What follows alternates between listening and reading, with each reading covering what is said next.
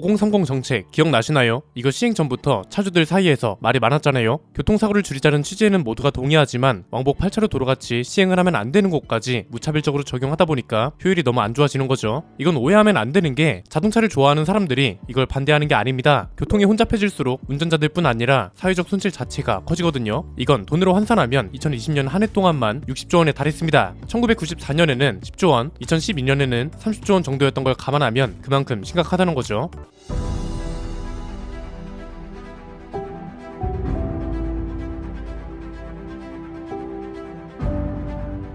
이걸 사회적으로 줄이는 방향으로 합의하고 동시에 안전까지 잡아가도록 하는 게 맞죠. 이런 걸 생각하라고 공무원들을 뽑고 관료들을 뽑아둔 거잖아요. 그런데 전혀 합리적이지 않은 방법으로 정책이 시행되다 보니까 결국 서울에서부터 서서히 5030 도로가 사라지기 시작했습니다. 5030으로 제한되어 있던 도로의 제한 속도를 시속 10km씩 올린 거였는데 이거랑 지금 비슷하게 문제가 되는 게 스쿨존이죠. 우리나라 말로 하면 어린이 보호구역인데 이 어린이 보호구역에서 과속을 단속하는 것도 논란이 되고 있습니다. 그런데 이건 좀 이상하게 느껴지실 수도 있습니다. 어린이 보호구역만큼은 속도 제한을 엄격하게 하는 게 맞고 과속 단속도 철저하게 하는 게 맞잖아요. 그런데 이게 지금 논란입니다. 너무 속도가 느려서? 아닙니다. 이것도 5030하고 비슷합니다. 너무 장소에 맞지 않는 단속까지 진행되고 있다 보니까 논란인 거죠. 이게 최근에 기사화되고 있는데 지금 보시는 게 강원도 홍천 외곽에 있는 어린이 보호구역입니다. 여기서 조금만 더 들어가면 초등학교가 있는데 속도 표지판에 이렇게 가림막을 쳐놨습니다. 시속 30km였던 제한 속도를 40km로 올리려고 표지판 교체 공사를 하고 있는 겁니다. 왜 이렇게 된 건지 보니까 민원이 쏟아져서 그렇다고 합니다. 민원이 많았던 이유는 간단합니다. 단속에 걸린 운전자가 생각보다 너무 많았던 거죠. 얼마나 많았는지 보니까 하루 평균만 따져도 50건에 달하고 지난 8개월 동안 과태료 납부 대상 차량만 12,000대에 달했다고 합니다. 또 다른 도로도 볼까요? 여기는 초등학교가 있고 바로 앞에 왕복 6차로 도로가 있습니다. 역시나 스쿨존이라 제한속도가 30km인데 도로 폭이 너무 넓어서 과속으로 단속되는 차가 한 달에 700에서 800건에 달한다고 합니다. 이게 워낙 문제가 되고 있어서 앞으로 이런 무식한 스쿨존은 점차 사라질 예정입니다. 자치 경찰들이 조정에 나섰는데요. 제한속도를 방금 봤던 강원도처럼 올리거나 아니면 아예 시간대별로 나누는 거죠. 자, 이쯤 되면 분명 충돌이 생길 수 있습니다. 아이들을 지켜야 하는 스쿨존에서 과속을 용인하는 게 말이 되냐? 이런 식으로요. 이건 그런 차원의 문제가 아닙니다. 스쿨존이라는 것도 지적하는 효과가 있어야 그 의미가 있는 건데 스쿨존이라고 해놓고 정작 단속 효과가 없으면 이건 하나마나한 거 아닌가요? 그냥 차주들 과태료 부과만 늘어나고 어린이 교통사고는 줄어들지 않았다면 어떨 것 같으세요? 어린이 보호구역 역사가 상당히 깁니다. 1995년에 처음으로 도입됐고 2011년에 어린이 노인 및 장애인 보호구역이라는 게 지정됐다가 2019년 12월에 민식이법이라 불리는 개정안이 통과되면서 가중처벌 등에 관한 법률까지 개정됐습니다. 과태료를 보면 승용차는 13만원, 승합차는 14만원, 이륜차는 9만원입니다. 상해사고는 최하 벌금이 500만원 또는 징역 1년이고 사망사고는 3년 이상 징역에서 최대 무기징역까지 내릴 수 있습니다. 이렇게 해서 어린이 교통사고가 줄었냐 이거죠. 우리나라 교통 여건을 보면 작년 기준으로 2020년 대비 인구는 0.1%가 줄었고 자동차는 1.7%가 늘었고 운전면허 소지자 수는 1.6%가 늘었습니다. 교통사고 사망자 수는 음주운전 사망자는 28.2%가 줄었고 무단횡단 사망자는 19.6%가 줄었거든요. 반대로 대형사고 사망자는 4.1%가 늘었고 개인형 이동수단, 이건 킥보드 사고 같은 게 포함된 건데 90%가 늘었습니다. 최근 10년간 교통사고 추세를 보면 사고 건수가 꾸준히 줄어들고 있고 사망자 수랑 부상자 수도 꾸준히 줄어들고 있습니다. 이걸 스쿨존 단속 때문이라고 볼 수 있냐 이겁니다. 교통사고가 줄어든 이유는 너무 당연하죠. 도로 여건이 좋아지고 요즘 신차는 대부분이 안전사양도 포함되어 있다 보니까 교통사고가 줄어드는 건 어떻게 보면 당연하죠. 자동차 수는 늘었는데 교통사고 자체가 줄었다는 건 정말 의미 있는 자료라고 봅니다. 그런데 스쿨존 단속 덕분에 줄었다고 하려면 어린이 교통사고가 줄어야 하는 게 맞죠. 왜냐면 스쿨존의 취지가 이름에서도 알 수 있듯이 등하교하는 학생들을 보호하려고 만든 거잖아요. 그런데 정작 어린이 교통사고는 줄어들지 않았다는 게 문제입니다. 김민식 군 사고 이후에 법안이 발의됐고 이후에 어린이 보호구역 내에 신호등하고 과속 단속 카메라 설치를 의무화하는 걸로 바뀌었잖아요. 이게 2019년 12월에 국회를 통과했고 시행된 건 2020년 3월부터거든요. 실제로 과속 단속 카메라랑 신호등 숫자는 굉장히 많이 늘었습니다. 경찰청이 공개한 자료를 보면 작년에 설치된 과속 단속 카메라 수만 무려 3,167대에 달합니다. 이게 전체 도로가 아니고 스쿨존에 설치된 것만 이렇게 많다는 겁니다. 매년 설치 건수를 보면 2017년에 111대, 2018년에 242대, 2019년에는 238대에 불과했는데 작년에만 3,100대가 넘게 팔렸다는 건 엄청난 거죠. 올해도 1분기에만 870대 가까이 설치됐거든요. 신호등도 마찬가지입니다. 스쿨존에 설치된 신호등 대수가 2017년 12월 말 기준으로 13,300대 정도였거든요. 늘었거든요. 이게 2018년하고 2019년에 각각 600대 정도가 늘었는데 민식이법 시행 이후인 2020년 12월 말에는 무려 1120대 넘게 늘었습니다. 그리고 작년 12월 말에는 2600대 넘게 늘어나서 총 18300대 넘는 신호등이 있는 겁니다. 그러면 어린이 교통사고는 줄었나? 그렇지 않습니다. 2017년부터 작년까지 어린이 보호구역 내에서 13세 미만 어린이 교통사고가 얼마나 일어났는지 찾아봤는데요. 경찰청 자료를 보면 민식이법 시행 전인 2017년에는 459건, 2018년에는 413건으로 줄어들다가 2019년에 520건 정도로 늘었습니다. 민식이법 시행 이후인 2020년에는 458건으로 줄었는데 반대로 또 작년에는 496건으로 오히려 늘어나고 있는 추세입니다. 과속 단속이랑 신호등 숫자가 늘어난 거에 비하면 사실상 실효성이 전혀 없다는 거죠. 여기서도 알 수 있는 건 이런 정책을 펼칠 때는 관계부처 장관이나 관련자들이 얼마나 심도 있게 논의하느냐에 따라 결과가 달라진다는 겁니다. 이것도 결국 빈틈이 드러난 거죠. 제가 5030을 비판할 때 뭐라고 말씀드렸나요? 진짜로 보행자 사고를 줄이려면 자동차 속도만 줄일 게 아니라 교통안전 교육을 철저히 하고 운전면허 교육도 강화하는 게 우선이라고 말씀드렸죠.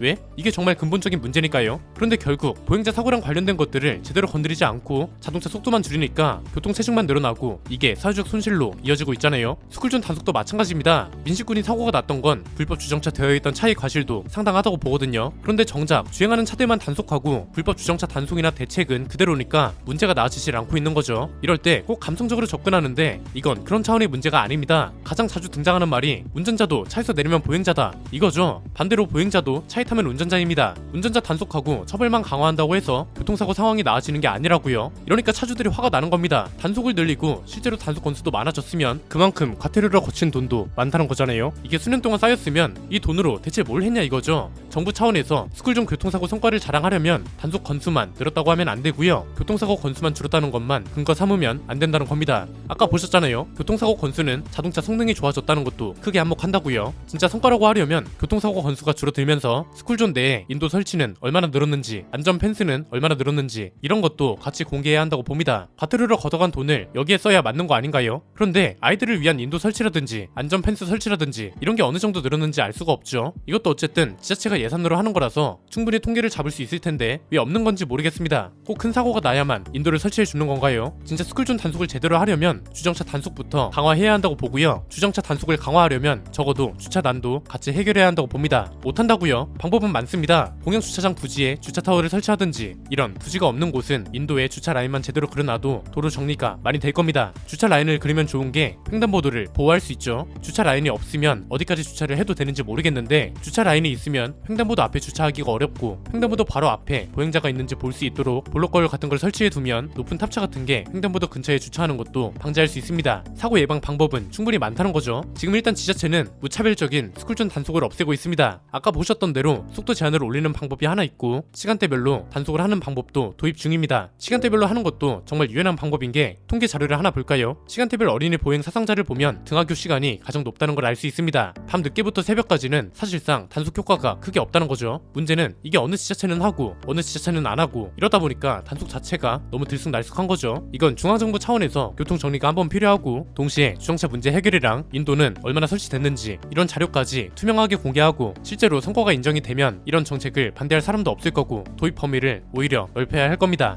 오늘 내용은 여기까지입니다. 여러분의 의견을 댓글로 남겨주시면 차후 영상에 반영할 수 있도록 하겠습니다. 지금까지 저는 안피디였습니다. 감사합니다.